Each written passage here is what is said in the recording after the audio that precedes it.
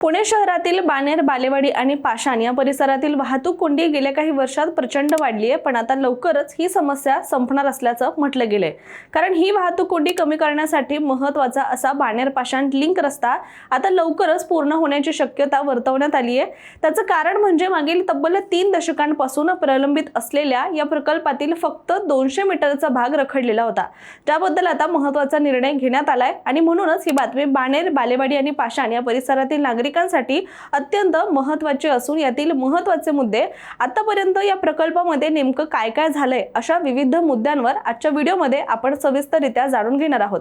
त्यामुळे हा व्हिडिओ तुम्ही शेवटपर्यंत नक्की बघा। नमस्कार, मी रामेश्वरी आणि तुम्ही पाहताय कट टू कट। पुणे शहराच्या पश्चिम भागात वेगाने विकसित होत असलेल्या बाणेर, बालेवाडी आणि पाषाण हा परिसर मागील काही वर्षात झपाट्याने विकसित होत आहे।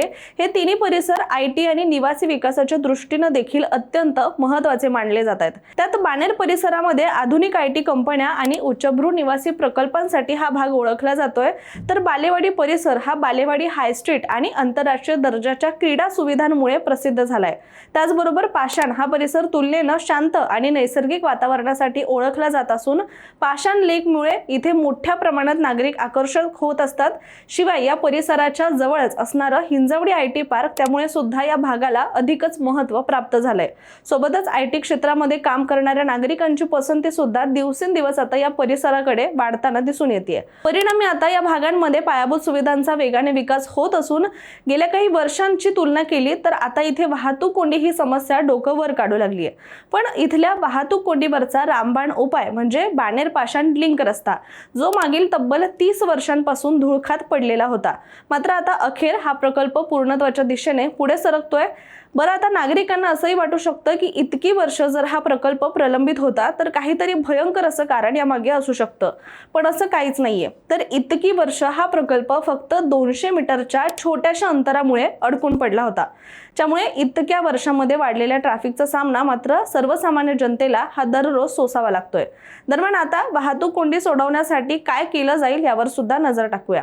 तर बाणेर पाषाण या मिसिंग रस्त्याची एकूण लांबी सुमारे 1.2 किलोमीटर इतकी आहे। विशेष म्हणजे या रस्त्याचं जवळपास 80 ते 90% काम आधीच पूर्ण झालं होतं, मात्र मधील केवळ 200 मीटरचा जो भाग आहे तो भूसंपादनाच्या अडचणींमुळे पूर्ण होऊ शकला नव्हता आणि त्यामुळे हा रस्ता पूर्ण असून सुद्धा वापरता येत नव्हता। परिणामी बाणेर, बालेवाडी आणि पाषाण या भागातील नागरिकांना रोजच्या प्रवासासाठी मात्र मोठा वळसा घालूनच प्रवास करावा लागत होता। यामुळे वेळेचा अपव्यय, त्याचबरोबर इंधनाचा वाढलेला खर्च आणि सततची वाहतूक कोंडी या सगळ्या समस्या अधिकच तीव्र होत होत्या। पण या रस्त्याचा इतिहास पाहिला तर हा प्रकल्प प्रथम 1992 साली मंजूर करण्यात आला होता, मात्र प्रत्यक्ष काम सुरू होण्यासाठी सुद्धा तब्बल 22 वर्ष लागली आणि 2014 मध्ये या प्रकल्पाच्या कामाला सुरुवात झाली।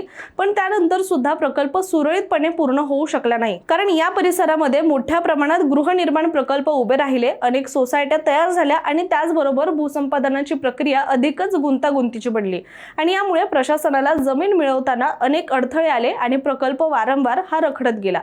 दरम्यान या भागातील नागरिकांनी आणि स्थानिक संघटनांनी या रस्त्यासाठी सातत्याने आवाज उठवलाय।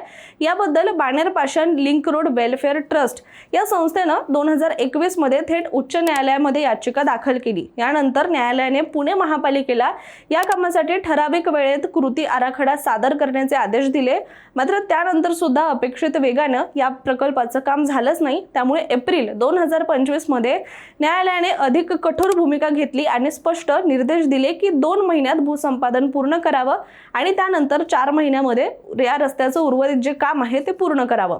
याच पार्श्वभूमीवर आता पुणे महापालिकेनं या प्रकल्पासाठी कंबर कसली असून मोठे पाऊल उचललेलं आहे। भूसंपादनासाठी आवश्यक असलेली 25 कोटी रुपयांची रक्कम जिल्हा प्रशासनाकडे जमा करण्यात आली आहे। जमीन ताब्यामध्ये मिळाल्यानंतर लगेचच उर्वरित 200 मीटरचा भाग पूर्ण करण्यासाठी कंत्राटदार नेमण्याची प्रक्रिया देखील आता सुरू करण्यात आली आहे। तर प्रशासनानं स्पष्ट केले की एकदा जमीन उपलब्ध झाली की हे काम तातडीने पूर्ण केले जाईल। दरम्यान हा रस्ता पुणे महापालिकेच्या मिसिंग लिंक योजनेतील एक अत्यंत महत्त्वाचा प्रकल्प मानला जातोय। त्यात शहरामध्ये असे एकूण 33 मिसिंग लिंक रस्ते आहेत आणि ज्या ज्यामुळे वाहतूक सुलभ होऊ शकते आणि यापैकी 12 रस्ते चालू वर्षामध्ये पूर्ण करण्याचं उद्दिष्ट सुद्धा महापालिकेने ठरवलेलं आहे। शिवाय पुणे महापालिका आयुक्त नवल किशोर राम यांनी अर्थसंकल्प सादर करताना याबाबत स्पष्ट माहिती दिली होती आणि आवश्यक निधी याकरिता उपलब्ध करून दिल्याचं सुद्धा त्यांनी सांगितलं होतं। त्यामुळे सुरुवातीला म्हटल्यानुसार बाणेर, बालेवाडी आणि पाषाण हे पुण्यातील सर्वात वेगाने वाढणारं आणि IT तसेच निवासी विकासासाठी सुद्धा प्रसिद्ध असलेला एक भाग बनतोय। इथे मोठ्या प्रमाणात IT कंपन्या, शाळा, महाविद्यालय आणि गृहनिर्माण प्रकल्प सुद्धा राबवले जात आहेत। त्यामुळे या भागामध्ये आता दररोज हजारो नागरिकांची ये-जा असते। मात्र योग्य रस्ते नसल्यामुळे किंवा काहीशाच रस्त्यांवर अवलंबून राहावं लागत असल्यामुळे त्यावर सुद्धा प्रचंड ताण येऊन वाहतूक कोंडी हा प्रश्न मोठा आता बनत चाललाय। आता बाणेर पाषाण हा लिंक रोड पूर्ण झाल्यानंतर या तीनही भागातील संपर्क अधिक जलद आणि सुलभ होणार आहे। विशेष म्हणजे हा रस्ता सुरू झाल्यानंतर बाणेरहून पाषाण किंवा बालेवाडीमध्ये जाण्यासाठी लागणारा वेळ हा मोठ्या प्रमाणात कमी होईल। नागरिकांना लांबचा वळसा घालण्याची सुद्धा गरज पडणार नाही आणि त्यामुळे वेळ आणि इंधन या दोन्हीची सुद्धा बचत होणार आहे। तसंच शहरातील एकूण वाहतूक व्यवस्थेवरचा ताण सुद्धा कमी होण्यासाठी मोठी मदत होणार आहे। एकंदरीत पाहता जवळपास 3 दशकांपासून रखडलेला हा महत्त्वाचा प्रकल्प आता पूर्णत्वाच्या उंबरठ्यावर आहे। प्रशासनाने वेळ घेतल्याने आणि न्यायालयाच्या आदेशांमुळे आता या रस्त्याचं काम पूर्ण होण्याची आशा बळावली आहे। त्यामुळे बाणेर, बालेवाडी आणि पाषाण परिसरातील नागरिकांना येत्या काळात इथल्या वाहतूक कोंडीपासून मोठा दिलासा मिळणार असल्याचं चित्र स्पष्ट झालंय।